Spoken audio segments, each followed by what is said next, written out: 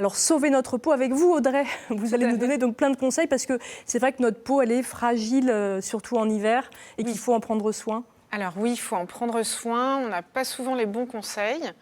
Il y a plusieurs cas de figure, il y a des choses à éviter. Et différents types de peau. On se pose souvent la question à savoir est-ce qu'on a la peau sèche ou pas.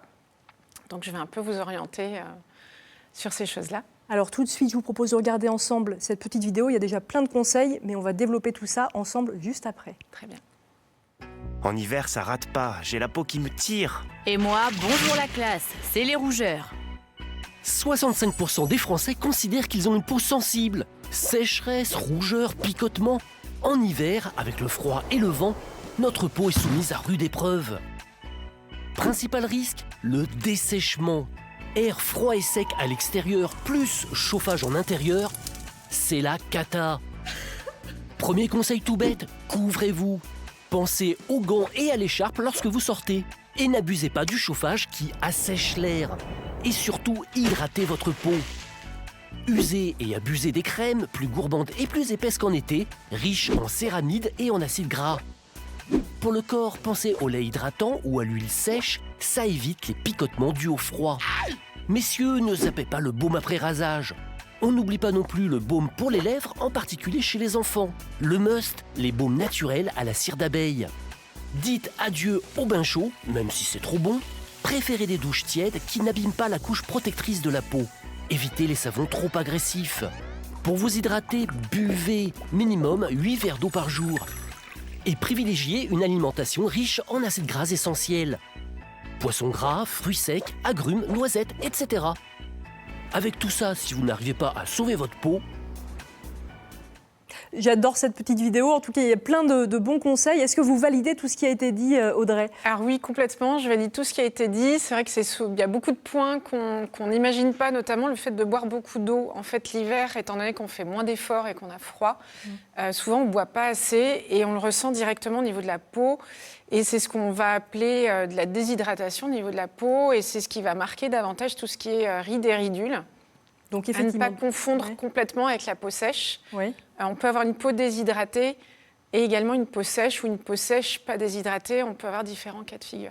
Alors, autre chose, évidemment, donc boire, mais aussi prendre soin avec mettre des crèmes hydratantes, c'est vraiment la base ? Alors oui, c'est la base. On n'est pas obligé de partir sur des produits très élaborés.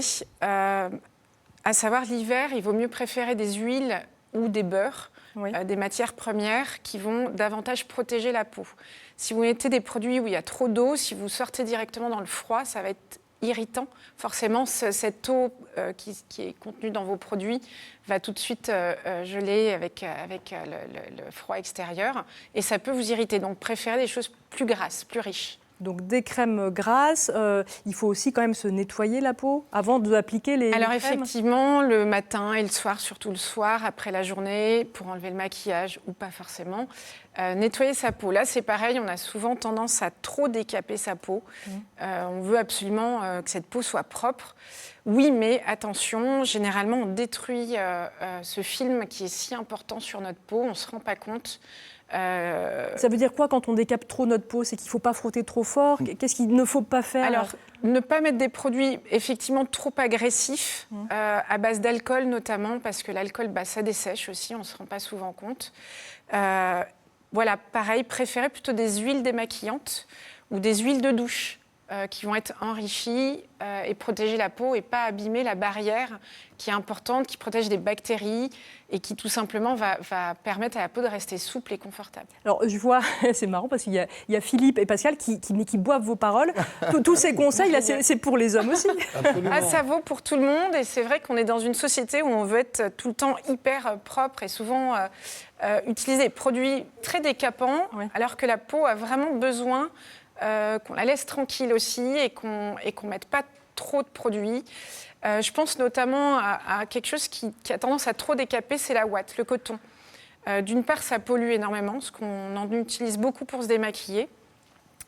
Et d'autre part, ça irrite. En fait, c'est une fibre qui est très irritante. Il vaut mieux se démaquiller avec une huile. Ça peut être n'importe quelle huile végétale. En plus, vous ferez des économies. Vous massez votre visage et ensuite, vous rincez simplement avec une eau savonneuse, mais un savon doux au pH neutre qui agressera pas la peau. L'eau micellaire, vous ne recommandez pas du coup? Je la recommande pas D'accord. énormément parce que suivant les marques, vous pouvez avoir parfois un peu d'alcool dans ces eaux micellaires. Et les laits démaquillants? Les démaquillants, c'est gras. Donc oui, Donc ça effectivement, va. vous allez bien nettoyer votre peau sans l'agresser. Par contre, il faut rincer derrière, nettoyer, parce que le lait, si vous le laissez tel quel, vous gardez du maquillage ou des impuretés sur votre peau. Donc c'est important de le nettoyer derrière. Alors, C'est j'ai quoi une l'eau question. micellaire? Parce que là, moi, ça y est, c'est vrai que c'est je commence à plus... être perdu. On les a perdus. C'est pour les femmes, l'eau micellaire, pour ça Alors, démaquille en fait. Oui, on D'accord. l'utilise aussi sur les bébés pour nettoyer. C'est un nettoyant en fait doux qui a des micro, voire nanoparticules de gras. Le problème, c'est que suivant les formulations, c'est souvent pas suffisant pour, notamment, je pense, au démaquillage correctement démaquillé. C'est pour ça qu'on utilise beaucoup de coton et qu'on agresse la peau, beaucoup. Est-ce que vous faites attention à votre peau, Philippe? Oui, moi je passe de la crème, absolument. Ouais, je passe de la crème matin et soir. Moi Pascal? aussi, ça se voit pas. J'ai rien dit. Alors moi, j'ai réglé mon problème de peau. Depuis que je me rase plus, ça fait 20 ans que je me rase plus, je ne souffre plus de la peau. Oui, c'est du camouflage, ça. Oui, mais c'était le fait de se raser Oui, qui irritait qui irritait la peau. continuellement. Ah oui, c'est ça. Et c'est insupportable. Voilà. Alors je sais que ça ne fait pas plaisir à certaines, comme madame, mais il n'empêche que je suis bien depuis. Oui, mais voilà, mais vous avez raison. Ça, En fait, c'est il faut important. laisser la peau un peu tranquille. Il faut la laisser respirer un petit peu. On a une question d'une téléspectatrice de Marjorie. On l'écoute. Salut, moi c'est Marjo et j'adore les cosmétiques et ce qu'ils contiennent. Mais clairement, quand on va en pharmacie ou en parapharmacie ou bien encore en institut de beauté, on ne sait jamais trop quoi acheter si on ne connaît pas notre type de peau. Donc aujourd'hui, ma question est comment reconnaître son type de peau et surtout, du coup, quels soins acheter selon les saisons. Super intéressant cette question. Oui, elle est vous lui intéressante. répondez quoi? Alors, elle est difficile à cerner, parce qu'il peut y avoir beaucoup de types de peau, et en une seule fois, ce sera difficile à définir si on ne voit pas la personne en direct.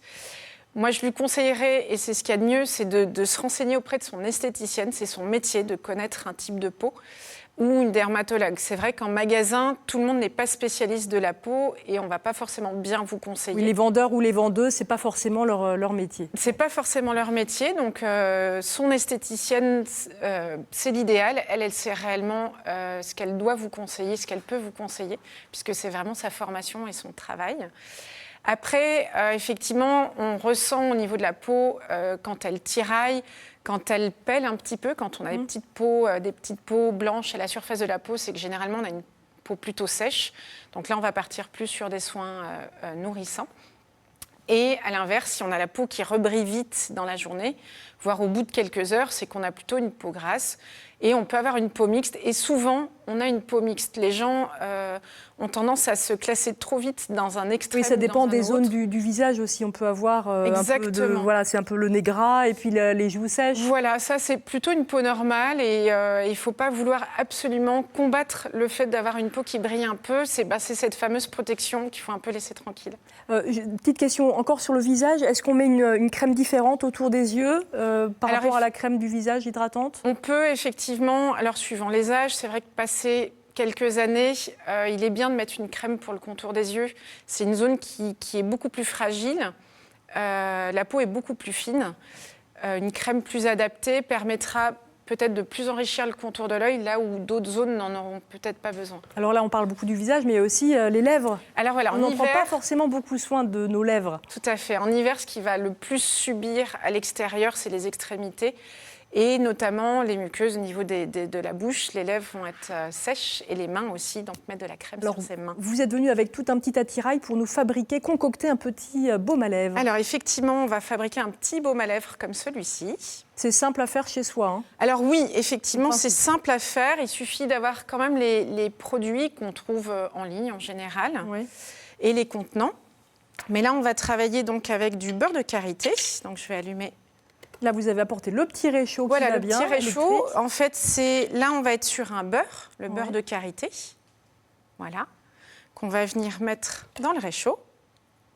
Et vous allez faire fondre tout ça, en fait. Hein, voilà, on va tout mélanger ensemble et faire fondre. Ça prend quelques petites minutes.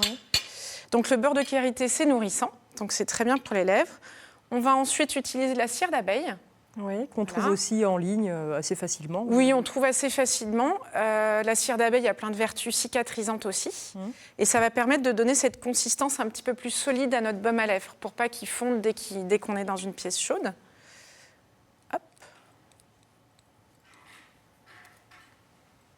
Les quantités, c'est... Alors les quantités, c'est à peu près, on va dire, 40% de beurre de karité, 40% de beurre de karité, 40% d'huile de macadamia, qui va être nourrissante aussi, et 20% de cire d'abeille. D'accord. Sinon, notre produit sera trop solide. Donc là, c'est l'huile, si j'ai bien suivi, c'est l'huile de macadamia. Alors là, on peut mettre les huiles qu'on souhaite, suivant les besoins. Il y a plein de vertus dans les huiles.